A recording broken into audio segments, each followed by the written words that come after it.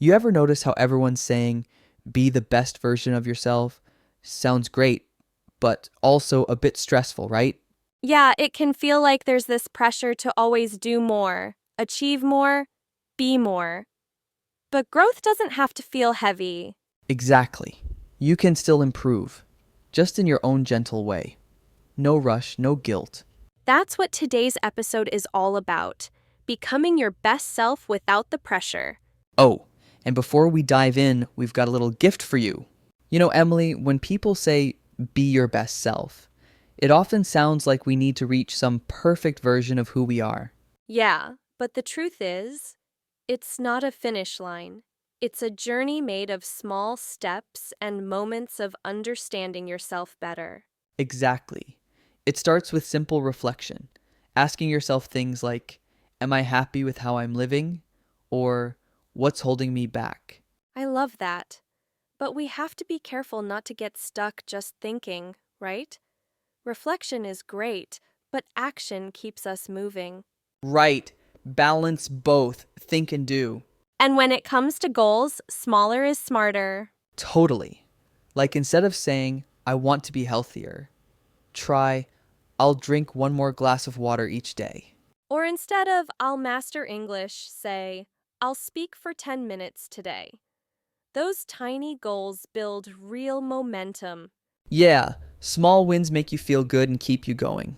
And it's not about being perfect. It's about building habits that last. Even if you mess up, it's okay. Right.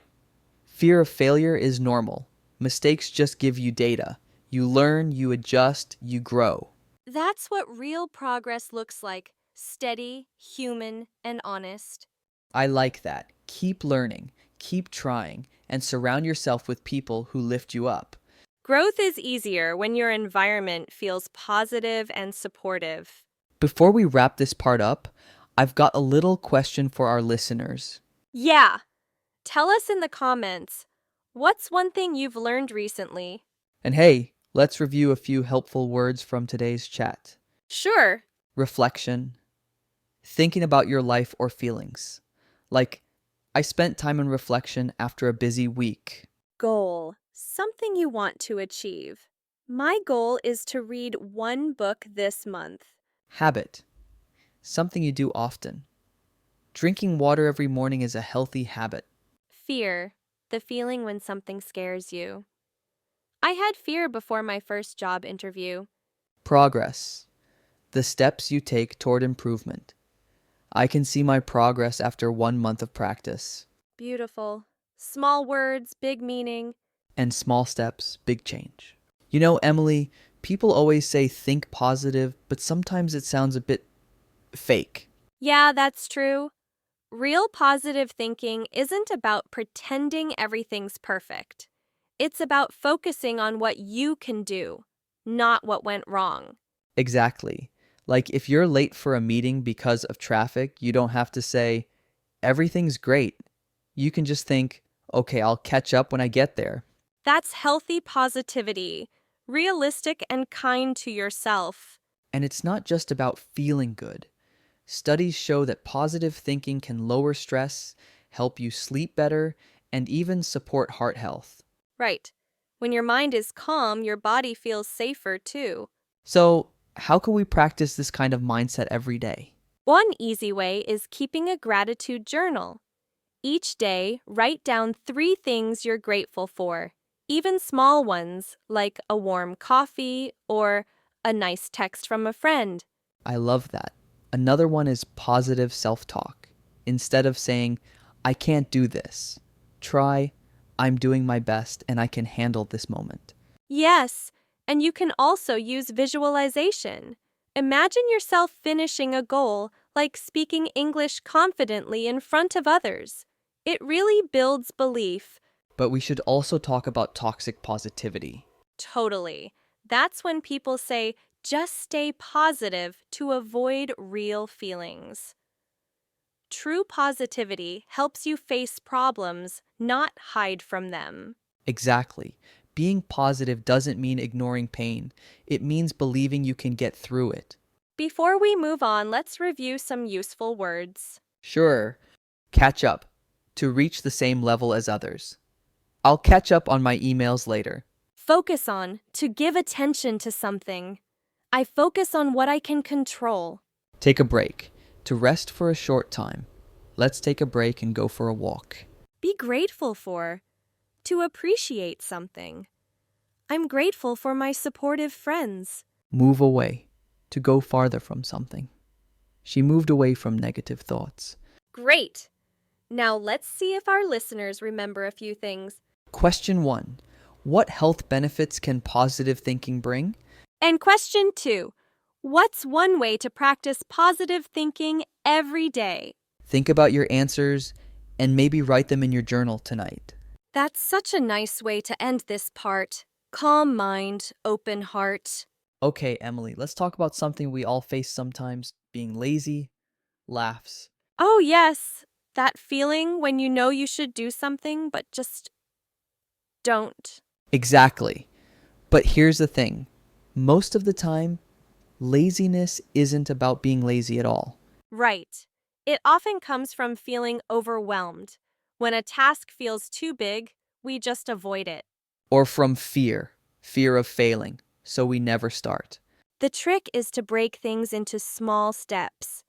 Don't say, I'll work out for an hour. Just say, I'll walk for 5 minutes. Yes, or study English for only 10 minutes. Once you start, you often keep going. That's the magic of momentum. Another great tip, build a routine. Set a regular time to wake up or study. Habits actually control most of our daily behavior. And reduce distractions, like put your phone in another room or turn off notifications while you focus. Totally. And don't wait for motivation. Just start with one tiny step. That's the just start mindset. And don't forget to reward yourself. Maybe a snack or a short break after you finish a task. That helps your brain connect effort with something positive. You know, there's even a term called productive procrastination. Oh yeah, that's when you delay one task, but do another useful one instead, like cleaning your desk before studying. Just don't overdo it. Laughs. Exactly. And here's a fun fact. It takes around 66 days to build a new habit, so be patient. Or try the 2-minute rule. If a task takes less than 2 minutes, just do it now. Put on your shoes, open the book, start the email. I love that. And remember Edison? He said he didn't fail. He just found many ways that didn't work. That's real persistence. Such a good reminder. Keep showing up and you'll move forward every time. Let's go over a few useful words before we wrap up. Sure. Motivation. The reason you want to do something. Music gives me motivation to study. Overwhelmed. When something feels too much. I felt overwhelmed by all my tasks. Schedule. A plan of when things happen. I write my study schedule every Sunday. Distractions. Things that stop you from focusing. My phone is my biggest distraction. Failure. When something doesn't work out. Failure is just part of learning. Great job! Now think about this. Question 1. What small habit can you start today? And question 2. Why do small goals help when you feel overwhelmed? Write your answers in your journal or share them with us. You're doing great. Just one small step at a time. You know, Emily, I think one of the most powerful ideas in learning or in life is the growth mindset. Absolutely. It's the belief that your abilities can improve with effort, patience, and practice. You're not bad at something. You're just not good at it yet. I love that word yet. It reminds us that progress is always possible. Exactly. And there's no shortcut here. Real growth is like planting a tree. You water it a little every day, and over time, it grows strong. So true. The focus should be on progress, not perfection. And when you make mistakes, don't give up. Reframe them. Instead of, I can't do this, ask, what steps can I take to get better? That small shift in mindset changes everything. Also, be open to feedback. When someone gives you advice, ask yourself, What can I learn from this? Yeah, feedback isn't personal. It's a stepping stone to improvement. And don't forget your environment. Surround yourself with people who lift you up and try to be that positive person for others too.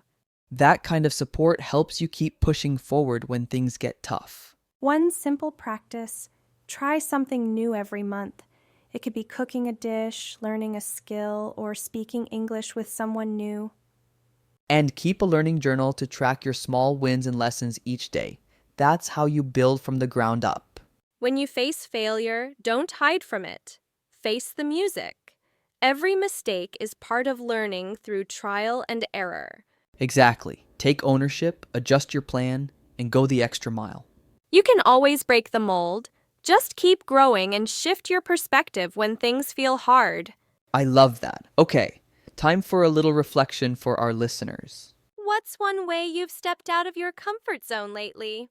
And what lesson did a recent failure teach you? Take a moment to think about those. Growth starts with awareness. Let's look back at what we talked about today. First, know yourself and take small actions. Then practice real positive thinking, not the fake kind. Third, beat laziness by building tiny, smart habits and a focused environment. And finally, grow with patience. There's no shortcut, just steady progress. Don't forget to download your free PDF guide.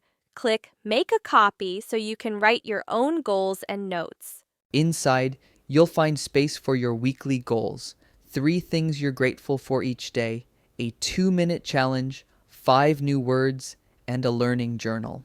And we'd love to hear from you. What's one small change you'll start this week? Remember, small but steady wins over short bursts of motivation. You're listening to the English Podcast Hub, where learning feels natural.